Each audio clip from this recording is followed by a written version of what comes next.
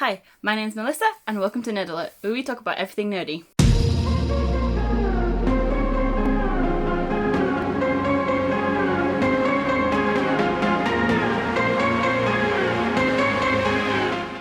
So I did a past video of the first two novels in the Descendant series, but now that I finished the last two books, I'm going to continuation on that kind of just discussion about the whole in the series itself. So it'll probably be quite rambly, this video, and also spoilers, as I will be discussing about the books, basically. So I hope you enjoy anyway. We'll start off with book 3, and that is The Rise of the Isle of the Lost. So this book is just before the second Disney Descendants movie and just after the first one, I'm pretty sure. So we see a more in-depth of Uma and Mal's relationship, and we also get to meet even more characters, which is Harry, Hook, and Gil. I don't know if Gaston even has a last name, but Gil. I think I said previously in my last video that I was very confused how Harriet turned into Harry, and the Gaston twins turned into Gil, but because I didn't actually finish the last two books, I now understand that basically they're just very large families and they have more brothers and sisters, and Harriet's the only female in that group of Captain Hook's children, and Gil's one of the youngest, I think, if I remember. Also, if you hear any noises in the background, it's my dog. My dog is here, but yeah. So back to the book. The main story behind this book is basically that King Triton's trident has been missing, but King Triton doesn't actually know it's gone missing. Behind that, how it was lost is Arabella, which is one of King Triton's granddaughters from his many daughters. She basically thought she could wield the Triton, and then it ended up becoming missing because it was too strong for her. Anyway, she asks for help from the VK kids, and therefore they're having to try and find a way to get back to the Isle to see where this Triton is, because the Triton has ended up washed up on the Isle of the Lost, even though there's a barrier, which is... Anyway, I have reviewed this book on Goodreads, and it'll be in the description below of my reviews, but I think I gave this a 3-star. Same with the second book, only because it's the main plot of the story is right at the end of the book. Knowing how books are actually, you got a beginning, which, you introduce characters, in the middle, and that's where the plot starts rising, and then the end, which is, but in this, the plot is at the end, which again, like with the second book of the series, that's what they did with Madam Mim, and it's not very... It just takes a long time to get from A to B, and I don't like that in books, even though I know it's middle grade, but it's still at the end of the book, and that made me more slow to read this. But apart from that, you had many Disney quotes in this.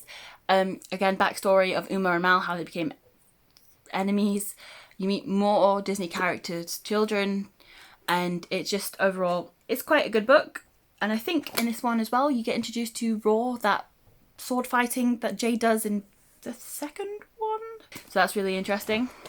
But this is kind of my insight of the third book. The fourth and final book is Escape from the Isle of the Lost. This, I gave a 4 star. The fourth book is after the second movie, but before the third movie. So in between that, so you see the VK kids graduate from Ordon Prep. Uma's back with her wicked schemes. She finds a way to get in through the barrier, even though in the third movie she's out of the barrier. But it makes sense with reading into this book of how she is on the outside in the third movie and how she's in the inside in this book. You meet Hades. You don't actually know that...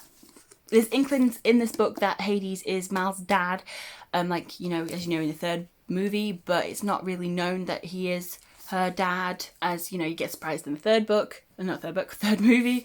So they're back on the back.